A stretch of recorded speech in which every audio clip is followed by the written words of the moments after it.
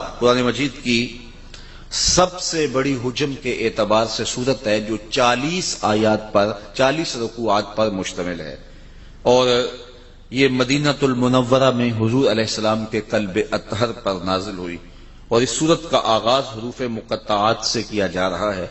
حروف مقطعات وہ ہوتے ہیں کہ جن کی تعویل اللہ کے علاوہ کوئی نہیں جانتا، لا یعلم تعویلہ الا اللہ، اس کی تعویل اللہ ہی جانتا ہے، اس کا رسول ہی جانتا ہے۔ ہاں علماء نے اس پر گفتگو کی ہے، الف سے مراد اللہ، لام سے مراد جبریل امین، اور میم سے مراد مصطفیٰ کریم صلی اللہ علیہ وسلم کی ذات ستودہ صفات۔ ویسے یہاں ایک خوبصورت بات لکھی ہے شاہ عبدالعزیز محدث دہلوی نے، وہ فرماتے ہیں الف سے مراد اللہ بات تو سمجھ میں آتی ہے، اور میم سے مراد محمد صلی اللہ علیہ وآلہ وسلم یہ بات بھی سمجھ میں آتی ہے، تو جبریل تو جیم سے ہوتا ہے، لام سے تو نہیں ہوتا۔ تو یہ جو علماء فرماتے ہیں الف سے مراد اللہ ہے، لام سے مراد جبریل ہے، میم سے مراد محمد صلی اللہ علیہ وآلہ وسلم ہے، تو یہ باقی دو چیزیں تو سمجھ میں آ گئیں، لیکن جبریل تو جیم سے ہوتا ہے، لام سے تو نہیں ہوتا۔ تو پھر خود فرماتے ہیں کہ عرب میں چونکہ غلام و آقا کا ماجرا تھا، تو جب وہ اس طرح لکھتے تھے تو جو آقا کا نام تھا اس کا پہلا حرف لکھتے تھے، غلام کے نام کا آخری حرف لکھتے تھے، تو گویا جبریل کو جیم سے نہیں لکھا، لام سے لکھا ہے۔ قرآن کھولتے ہی پتا چل جائے کہ جبریل میرے نبی کے در کا نوکر ہے۔ تو یہاں یہ فکر کہ جبریل استاد تھا، معلم تھا اور حضور شاگرد تھے، اس کی نفی قرآن کھولتے ہی ہو گئے کہ اس کو جیم سے نہیں لکھا گیا، اس کو لام سے لکھا گیا ہے۔ تو کہا الف لام میم ذالک الکتاب لا ریب فیہ، یہ وہ بابرکت بلند رتبہ کتاب قرآن مجید ہے جس میں کوئی شک نہیں۔ دنیا کی کوئی کتاب آپ کو نہیں ملے گی، بڑے سے بڑا مصنف بھی، جو بڑا کہنا مشق مصنف ہو، وہ بھی کتاب لکھنے کے بعد کتاب کے شروع میں، آغاز میں یا اس کے آخر پہ لکھتا ہے کہ اس میں کسی قسم کی کوئی کمی کوتاہی پائیں، کوئی سقم پائیں تو مجھے آگاہ کر دیں تاکہ آئندہ ایڈیشن میں اس کی اصلاح کی جا سکے۔ تو بڑے سے بڑا مصنف بھی یہ دعویٰ نہیں کر سکتا کہ میری کتاب اغلاط سے پاک ہے۔ یہ واحد قرآن ہے، قرآن کھولتے ہی پہلے دعویٰ ہے، اس میں کوئی شک ہے ہی نہیں ہے، اور یہ صرف قرآن مجید کا اعزاز ہے۔ امام شافعی علیہ رحمہ نے ایک جز لکھا اور پھر اپنے شاگرد کو کہا کہ میرے سامنے اس کو پڑھو، تو انہوں نے جب پڑھا تو اس کی کئی غلطیوں پر متنبہ ہوئے، تو کہا اس کو یوں بدل دو، اس کو یوں بدل دو، یوں بدل دو۔ پھر دوسرے دن فرمایا کہ اب تبدیلی کے بعد دوبارہ پڑھو۔ تو جب دوبارہ آپ کے سامنے وہ کتاب پڑھی گئی تو امام شافعی فرمانے لگے کہ اس لفظ کی جگہ یہ لفظ ہوتا تو زیادہ اچھا تھا، یہاں سے تبدیلی کرو، یہاں سے تبدیلی کرو، یہاں سے تبدیلی کرو۔ تو اس نے تبدیلی کی، تو اگلے دن جب پھر پڑھی گئی تو پھر نئی غلطیوں پر آپ آگاہ ہوئے۔ کہتے ہیں وہ کتاب امام شافعی کے سامنے 70 مرتبہ پڑھی گئی، اور ہر بار کسی نئی غلطی سے آگاہ ہوتے۔ کہ جب اتنی مرتبہ پڑھی جا چکی تو امام شافعی اپنے شاگرد سے کہنے لگے داؤ اسے چھوڑ دے، یہ حق شافعی کی کتاب کو نہیں ہے کہ اس میں کوئی شک نہ ہو، اس میں کوئی غلطی نہ ہو اور امکان نہ ہو، یہ حق صرف اللہ کی کتاب قرآن مجید کو ہی حاصل ہے کہ یہ کتاب کھولتے ہی یہ دعویٰ موجود ہے کہ اس میں کوئی شک نہیں ہے، لا ریب فیہ۔ تو یہاں لا نفی جنس کے لیے ہے کہ یعنی مطلق کوئی بھی اس کے اندر شک ہے ہی نہیں، نفس کتاب میں کوئی شک نہیں۔ اگر کسی کے ذہن میں شک ہو وہ ایک امر آخر ہے، اور وہ آگے چل کے سورہ بقرہ میں ارشاد فرمایا گیا کہ جو ہم نے اپنے عبد خاص پہ اتارا اس میں اگر تمہیں شک ہے تو اس کی مثل ایک صورت لا کے دکھاؤ۔ تو کسی کے نفس میں شک ہو، کسی کے ذہن میں تردد ہو، وہ ایک امر آخر ہے۔ نفس کتاب کے اندر لا ریب فیہ مطلق نفی کر دی گئی، جنسیت جنس کی نفی کر دی گئی کہ شک نام کی چیز ہی اس کتاب میں نہیں۔ اتنی مبرہ، اتنی پاکیزہ اور اتنی خوبصورت کتاب ہے کہ یہاں شک نہیں ہے۔ ہدی للمتقین، اور یہ کتاب ہدایت ہے ڈر والوں کے لیے۔ جو متقی ہے، تقوی کا لفظ جو ہے وہ قرآن مجید میں تقریباً 33 دفعہ موجود ہے، اور یہ لفظ ایسا ہے جس سے ہر دینیات کا طالب علم اچھی طرح سے آشنا ہے۔ ہم نے جو ہی ہوش سنبھالا ہے ہم تقوی کے لفظ سے جو ہے وہ آگاہ ہیں، اور ہمیں تقوی کا جو ہے وہ ایک سطحی سا مفہوم بھی اچھی طرح سے ازبر ہے کہ تقوی سے مراد کیا ہے۔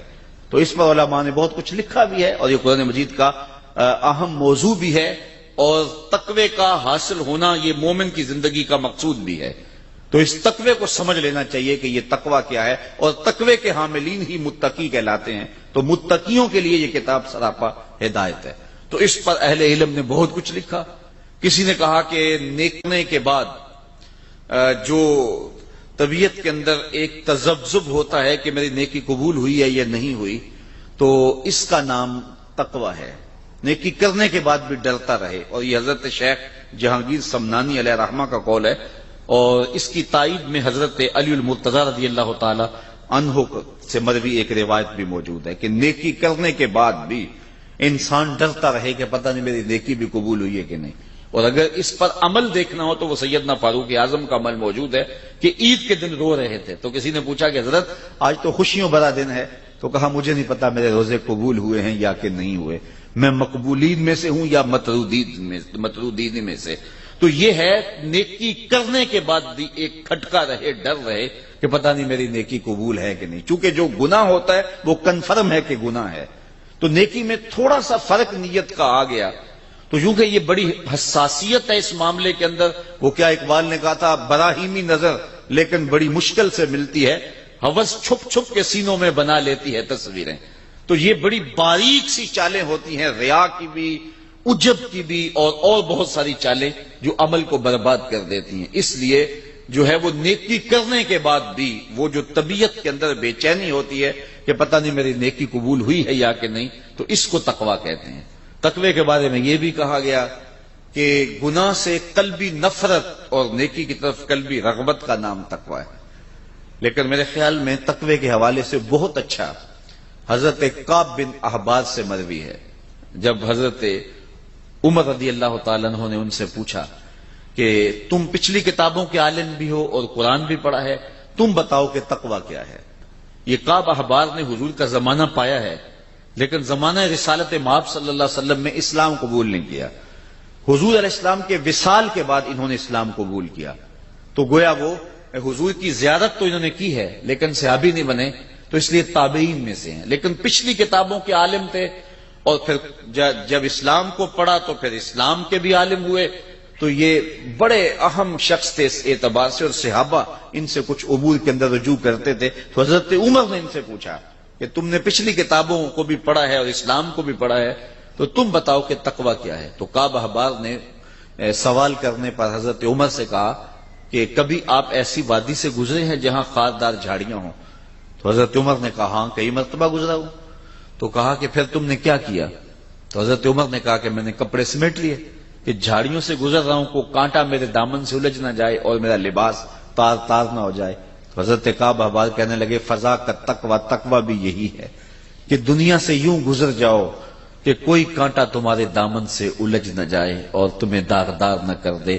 گناہوں سے بچ بچ کے زندگی گزارنے کا نام تقوی ہے۔ تمام عمر طوفان سے کھیلتے گزری، نیا کے ڈوبنے کا ڈر بھی رہا۔ تو ساری زندگی یوں ہی گزرتی ہے، اور مومن وہ صوفیہ فرماتے دنیا میں اس طرح رہو جس طرح کشتی پانی میں رہتی ہے، پانی میں رہتی ہے لیکن اپنے اندر پانی نہیں آنے دیتی۔ کشتی پانی میں رہے تو خیر ہے، لیکن پانی کشتی میں آ جائے تو کشتی کو لے ڈوبتا ہے۔ تم دنیا میں رہو، دنیا تمہارے اندر نہ رہے۔ تو اگر بندہ دنیا میں رہے تو خیر ہے، لیکن دنیا بندے کے اندر اتر آئے تو ابو نعیم الاصفہانی کا فتویٰ سنیے، حلیہ میں لکھتے ہیں من نظر الی الدنیا نظر الحب اخرج اللہ تعالی من قلبہ نور الیقین والزہد۔ جو دنیا کو محبت کی نظر سے دیکھتا بھی ہے، اللہ اس کے دل سے زہد اور تقوی کے نور کو کھینچ لیتا ہے، تو اس کے پلے کچھ رہتا نہیں ہے۔ اس لیے ہمارا مقصود رضا الہی ہے، اور اسی کے لیے ہمیں کوشش ہونی چاہیے، اور اس کے لیے ہم اپنے تزکیے کی طرف متوجہ ہوں۔ سویر سے لے کر شام تک جب ہمارا وظیفہ ہی دنیا بن جائے گی تو ہمارا اندر باطن لٹ جائے گا، بے چینی، اضطراب اور بے سکونی پھر وہ کبھی بھی نہیں مٹنے پائے گی۔ اس کے ہم بڑے مداوے کریں گے، لیکن اصل جب دنیا کی محبت دلوں میں راسخ ہو جاتی ہے تو پھر جو ہے وہ یہ دل بنایا ہی اللہ تعالیٰ نے اپنی یاد کے لیے ہے، اور وہ گوارا نہیں کرتا اس کے اندر کسی اور کی محبت ہو۔ تو صوفیہ نے یہ بڑا خوبصورت نسخہ دیا کہ دنیا میں اس طرح رہو جس طرح کشتی پانی میں رہتی ہے، پانی میں رہے گی، خود بھی تیرے گی، اوروں کو بھی ترائے گی، لیکن پانی اگر اندر آ گیا تو باقیوں کو بھی لے ڈوبے گی اور خود بھی ڈوب جائے گی۔ تو اس لیے تقوی یہ ہے کہ انسان جو ہے وہ دنیا کے اندر حزم و احتیاط کے ساتھ زندگی گزارے، اس کے دامن سے گناہ کا کوئی جو ہے وہ کانٹا نہ الجھے جو اس کے دامن کو تار تار کر دے۔ تو جو متقی ہیں اللہ تعالیٰ نے قرآن مجید کو سراپا ہدایت ان کے لیے بنایا ہے۔ یہاں قرآن مجید جو ہدایت ہے اس کے لیے لفظ مصدر استعمال کیا، ہدن مصدر استعمال کیا گیا، تو مصدر کا استعمال کرنا اس کے معنی کی کثرت کو بیان کرنا مقصود ہے کہ یعنی سراپا ہدایت ہے، سراسر ہدایت ہے ان کے لیے جو متقی ہیں۔ اب متقی کون ہیں ان کی کچھ صفات کا یہاں ذکر کر دیا تاکہ لوگوں کے لیے سمجھنا آسان ہو کہ تقوی کا حصول جو کہ مقصود ہے ایک مومن کی زندگی کا، وہ کیسے حاصل کیا جائے تقوی۔ تو اس کی پہلی شکل یہ بیان کی، الذین یؤمنون بالغیب، وہ جو بن دیکھے مانتے ہیں، یعنی متقی وہ ہیں کہ جن کا ایمان بن دیکھے ہے۔ دیکھ کر کے مان لینا یہ کمال نہیں ہوتا۔ وہ تو آپ جانتے ہیں کہ جب ڈوب رہا تھا فرعون تو اس نے اس وقت کہا تھا آمنت برب موسیٰ، میں موسیٰ کے رب کو مان گیا، لیکن اس کا یہ ماننا معتبر نہ ہوا۔ تو ایمان جو ہے وہ بالغیب ہے، بن دیکھے جو چیز مان لی جائے، تصدیق کر لی جائے جس چیز کی، تو اس کو ایمان کہا جاتا ہے۔ تو یہ پہلا وصف بیان کیا گیا متقیوں کا کہ جو بن دیکھے مانتے ہیں، اور ایمان نام ہی بن دیکھے ماننے کا ہے۔ مجھے پھر وہ بہلول یاد آ گیا، یہ مجذوب تھا اور سڑک کے کنارے بہلول بیٹھ کے اپنے پاؤں پر مٹی کے گھروندے بناتا تھا اور انہیں مسمار کر دیتا تھا۔ یہ جس طرح بچے کو گلی میں ریت پھینک جائیں تو وہ اپنے پاؤں پہ گھروندے بنا کے ان کے گرا دیتے ہیں، تو یہ بھی اسی شغل میں لگا ہوا تھا۔ تو بادشاہ گزرا ہارون الرشید، اس نے دیکھا کہ بہلول بیٹھا ہے اور اپنے پاؤں پہ مٹی کے گھروندے بناتا ہے اور بعد میں مسمار کر دیتا ہے۔ تو بادشاہ نے مسکرا کے پوچھا بہلول کیا کر رہے ہو؟ اس نے کہا جنت کے محل بنا رہا ہوں۔ تو بادشاہ مسکرا کے گزر گیا، دیوانہ ہے، جنون کی باتیں کر رہا ہے۔ لیکن سادی بولے سادیا نزدیک رائے عاشقاں خلق مجنون اندو مجنو عاقل است۔ کہتے ہیں کہ اگر عاشقوں سے رائے پوچھتے ہو تو اصل جو یار کے نام پہ سب کچھ وار دیتا ہے وہی تو عاقل ہوتا ہے۔ تو خیر بادشاہ نے کہا کہ ٹھیک ہے کوئی جنونی باتیں ہیں، بادشاہ گزر گیا۔ پیچھے ملکہ زبیدہ آ رہی تھی، اس نے دیکھا بہلول مٹی کے گھروندے اپنے پاؤں پہ بناتا ہے، مسمار کر دیتا ہے۔ وہ بھی رک کے پوچھا بہلول کیا کر رہے ہو؟ کہا جنت کے محل بنا رہا ہوں۔ کہا بیچتے بھی ہو؟ کہاں بیچتا ہوں۔ کتنے کا؟ 10 روپے کا۔ اس نے 10 درہم یا دینار نکال کر کے دیے تجوری سے۔ تو بہلول نے وہ پیسے پکڑے اور دجلہ میں پھینک دیے اور ایک گھروندے کے گرد جو ہے وہ دائرہ کھینچ دیا، کہا یہ تمہارا ہوا۔ تو خیر ملکہ بھی چلی گئی، رات پڑی، بادشاہ سویا تو کیا منظر جاگتا ہے خواب میں کہ جنت ہے، خوبصورت محلات ہیں، ایک محل کے باہر لکھا ہے ملکہ زبیدہ۔ شوق ہوا کہ دیکھوں، آگے بڑھا تو خادم نے روک دیا، کہا یہ میری بیوی کا محل ہے۔ کہا جنت اور دنیا کے ضابطے الگ الگ ہیں، تم اجازت کے بغیر نہیں جا سکتے۔ اسی اثناء میں بادشاہ کی آنکھ کھل گئی۔ جب آنکھ کھلی تو بے چین ہو گیا، اس نے اپنی بیوی کو جگایا، بیدار کیا، کہا کہ میں تیرے نام کا جنت میں یوں محل دیکھا ہے، تو نے کون سا کوئی خاص نیک عمل کیا ہے؟ اس نے کہا وہی معمول کی نمازیں روزے، کوئی خاص عمل تو نہیں ہے کہ جو میں نے کیا۔ ہاں مجھے یاد پڑا، کل میں گزر رہی تھی، دجلہ کا کنارہ تھا، دنیا جسے مجنون کہتی ہے، وہ بہلول وہ مٹی کے گھروندے بناتا تھا اور کہتا تھا یہ جنت کے محل ہیں۔ 10 درہم میں ایک گھروندہ میں نے خرید لیا تھا۔ میں نے کہا 10 درہم کیا ہوتے ہیں؟ تو اس نے دائرہ کھینچ کے کہا تھا یہ جنت کا محل ہے، ہو نہ ہو یہ وہی محل کیوں نہ ہو۔ بادشاہ کہنے لگا سر پکڑ کے وہ تو مجھے بھی کہتا تھا، لیکن میں دیوانے کی بات سمجھ کے گزر گیا۔ اگلے دن بادشاہ قصدن وہاں سے گزرا اور دل میں تھا کہ آج بہلول پھر اسی شغل میں مل جائے۔ تو بہلول واقعی مٹی کے گھروندے بنا رہا تھا اور پھر ہاتھوں سے مسمار کرتا چلا جا رہا تھا۔ تو ہارون الرشید رک کے کہنے لگا کہ بہلول کیا کر رہے ہو؟ اب دل دھڑک رہا ہے کہ کل والا جواب ہی ملے تو کیا خوب ہو۔ تو بہلول نے کہا جنت کے محل بنا رہا ہوں۔ بادشاہ کا دل تھوڑا سا سکون میں آیا تو کہا آپ بیچتے بھی ہو؟ کہا ہاں بیچنے کے لیے بنا رہا ہوں۔ کہا کتنے کا؟ کہا آدھی حکومت لگے گی۔ کہا کل تو 10 درہم کا میری بیوی نے خریدا، کہا اس کے لیے آج بھی 10 درہم کا ہے۔ تو کہا میرے لیے اتنا مہنگا کیوں؟ کہا تو دیکھ کے جو آیا ہے، الذین یؤمنون بالغیب، جو بن دیکھے سودے کرتے ہیں. تو کہا یہ تقوی والوں کی علامت ہے. اور یہاں میں آپ کی خوشی کے لیے حضور کا ایک فرمان بھی سناتا ہوں. حضور نے فرمایا طوبی لمن رآنی وآمن بی، اس شخص کو مبارک ہو جس نے مجھے دیکھا اور میرے اوپر ایمان لایا. چاند پھٹتے ہوئے دیکھا، سورج واپس آتے ہوئے دیکھا، کنکروں کو کلمے بولتے دیکھا، درختوں کو سلامیاں دیتے دیکھا.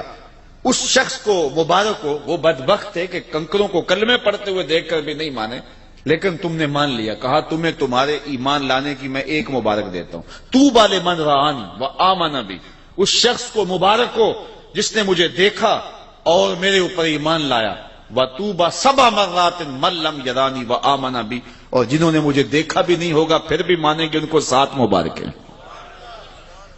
الذین یؤمنون بالغیب، جو بن دیکھے سودے کرتے ہیں. اچھا یہاں ایک سوال کھڑا ہو جاتا ہے، اس کا جواب دینا چاہوں گا، اور اس میں بڑی باتیں ہیں کہ جب یہ ایمان ہوتا ہی بالغیب ہے تو پھر حضور علیہ السلام کو جن صحابہ نے مانا ہے تو حضور کو تو دیکھ کے مانا ہے، تو پھر حضور پر ایمان بالغیب تو نہ ہوا، حضور کو تو دیکھ کے ایمان لائے نا. تو ایمان ہے الذین یؤمنون بالغیب، وہ جو بن دیکھے مانتے ہیں. تو صحابہ نے تو حضور کو دیکھا، تو پھر حضور پر ایمان کس معنی میں ہوا؟ تو یہاں اگر آپ کی توجہ ہو تو 2 جملوں میں یہ بات کہنا چاہتا ہوں کہ انہوں نے حضور کو دیکھا، اس میں کوئی شک نہیں، لیکن حضور کے ہاتھوں کو دیکھنے کا نام ایمان لانا نہیں ہے. ہاتھوں میں ید اللہ کی طاقت کو ماننے کا نام ایمان ہے، اور وہ غیبی وصف ہے. آنکھوں کو ماننے کا نام ایمان نہیں ہے، آنکھوں میں مازاق کی قوت کو ماننے کا نام ایمان ہے. سینے کو ماننے کا نام ایمان نہیں ہے، سینے میں علم نشرہ کے جلووں کو ماننے کا نام ایمان ہے. بازوؤں کو ماننے کا نام ایمان نہیں ہے. وہ تو ابو جہل بھی جانتا تھا یہ بازو ہیں، لیکن بازو میں ما رمیت کی طاقت کو ماننے کا نام ایمان ہے.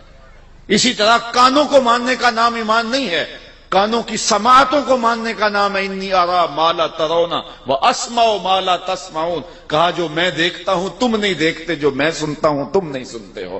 ان قوتوں کو ماننے کا نام ایمان ہے. دوسرے لفظوں میں یوں کہہ لو کہ محمد بن عبداللہ کو ماننے کا نام ایمان نہیں ہے، محمد رسول اللہ کو نام ماننے کا نام ایمان.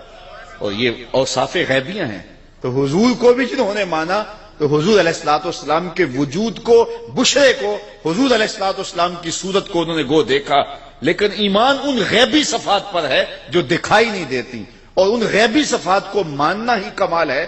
تو آج اگر کوئی رسول اللہ کو مانتا ہے لیکن حضور کے کمالات نہیں مانتا ہے تو پھر کس طرح اس کا ایمان معتبر ہوگا؟ ایمان تو بالغیب ہوتا ہے. تو رسول اللہ کے چہرے کو ماننے کا نام ایمان نہیں ہے، چہرے میں وجہ اللہ کے جلووں کو ماننے کا نام ایمان.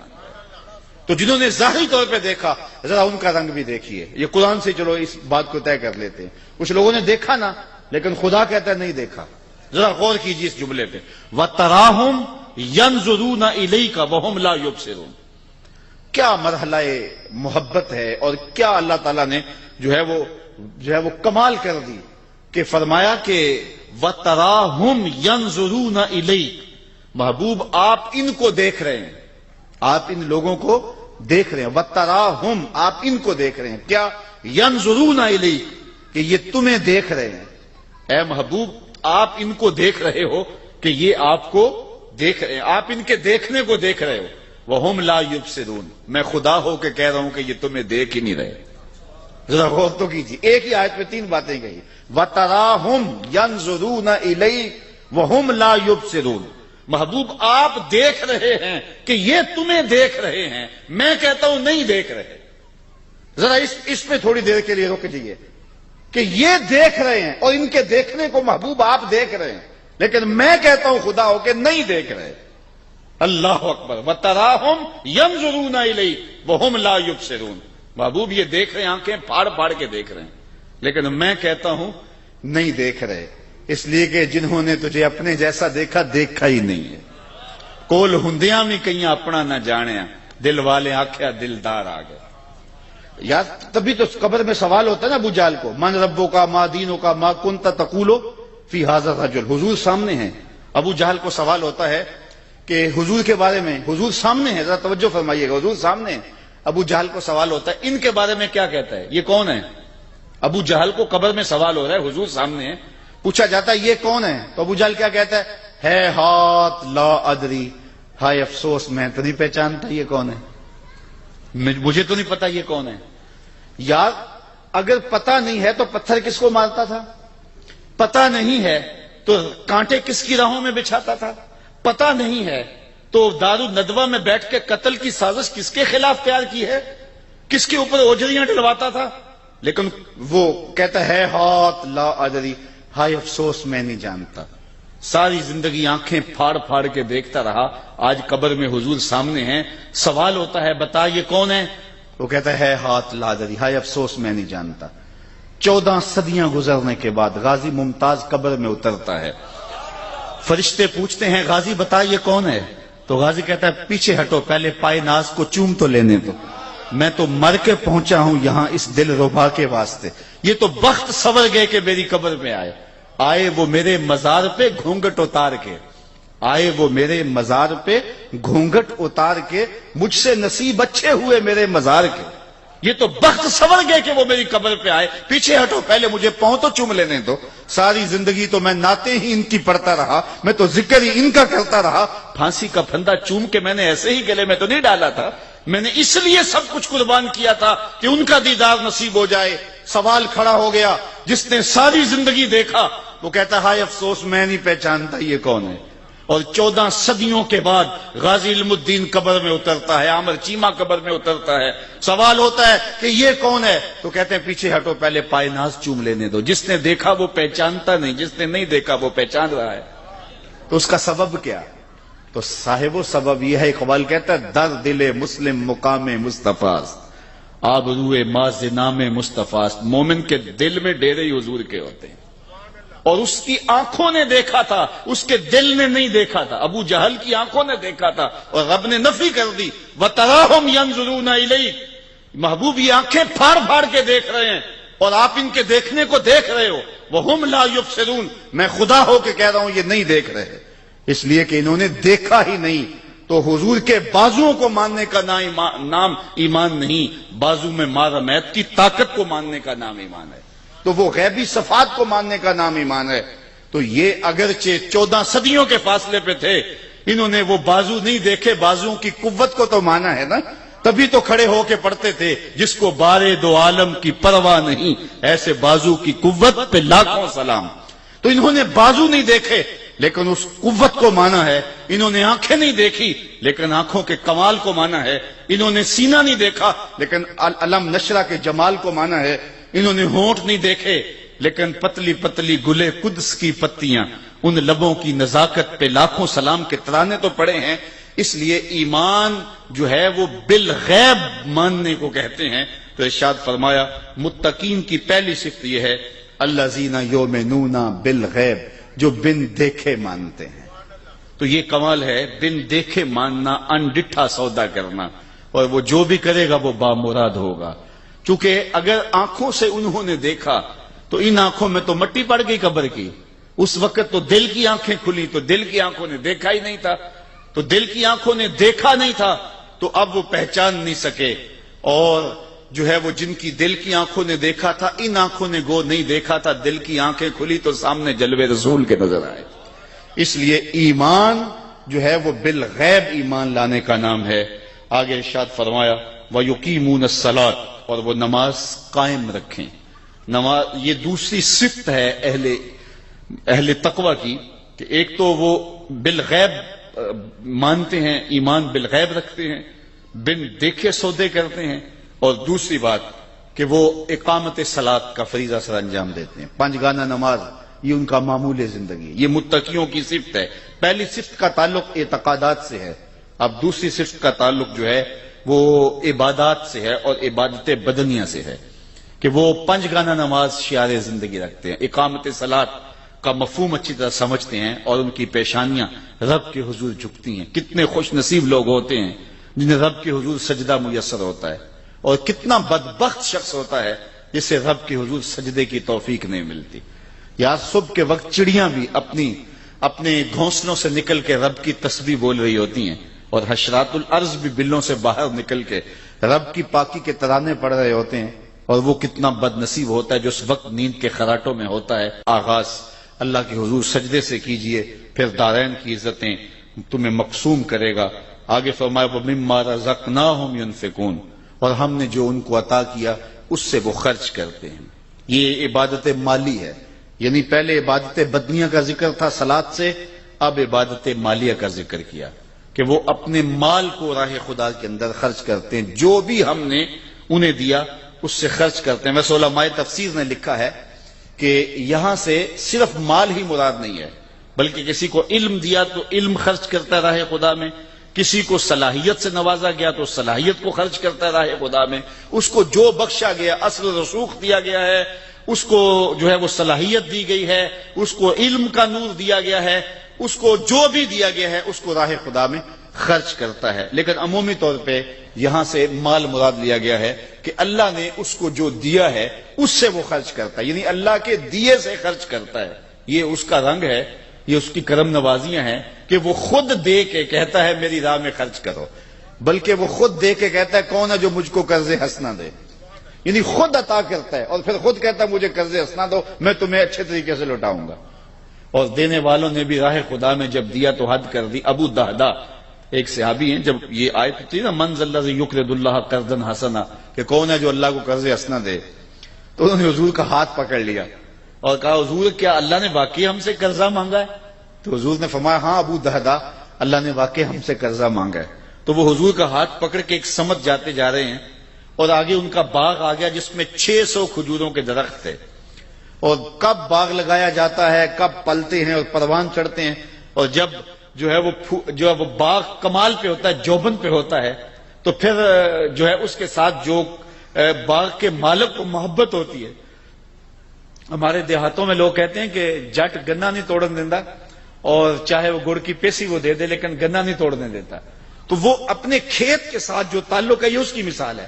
تو 600 کھجوروں کے درخت، تو انہوں نے حضور کا ہاتھ پکڑا اور باغ کے قریب لے گئے اور کہا حضور کیا اللہ نے واقعی ہم سے قرضہ مانگا ہے؟ تو حضور نے پھر فرمایا ہاں اللہ نے واقعی قرض مانگا ہے۔ تو کہا پھر اس سودے کے آپ گواہ بن جائیں، یہ باغ میں نے اللہ کو قرضے میں دے دیا۔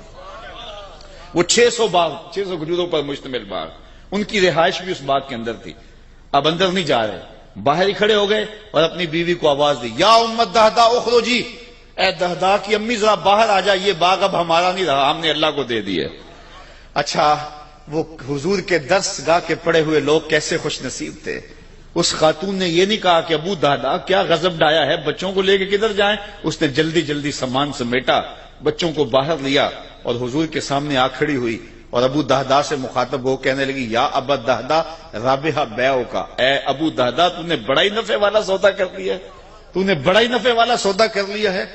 وہ بابا اشفاق مرحوم نے کہا تھا کہ اللہ کی راہ میں دو، تم نے اللہ کے دیے ہوئے سے دینا ہے، کون سا اپنی طرف سے دینا ہے؟ تو کہا وَمِمَّا رَزَقْنَاهُمْ يُنْفِقُونَ، جو ہم نے دیا اس سے وہ خرچ کرتے ہیں، اللہ کے دیے سے جب وہ راہ خدا میں خرچ کرتے ہیں۔ میرے والد گرامی فرمایا کرتے تھے، ہمارے دیہاتوں میں شاید آپ کے یہاں بھی ہو، پہلے کنویں ہوتے تھے جن سے پانی نکال کر کے ہم کھیتوں کو سیراب کیا کرتے تھے، بعد میں ان کی جگہ ٹیوب ویل آ گئے تو وہ کنویں بند نہیں کیے گئے، دیر تک وہ موجود رہے ہیں، لیکن ان سے لوگوں نے فائدہ حاصل کرنا چھوڑ دیا اور وہ ٹیوب ویل کے ذریعے سے پانی لینا شروع کر دیا، تو وہ کنویں بند نہیں ہوئے تھے، دیر تک وہ کنویں رہے، لیکن ہم جاتے تھے کنویں پر تو دور تک پانی نظر آتا تھا، بہت نیچے، اور وہ بھی گدلا میلا سا پانی۔ تو بزرگ فرمایا کرتے تھے کہ یہ کنویں جب تک فیض باہر دیتے تھے اللہ نیچے سے بھی انہیں سوتے دیتا تھا، اور جب انہوں نے باہر دینا چھوڑ دیا اللہ نے بھی دینا چھوڑ دیا۔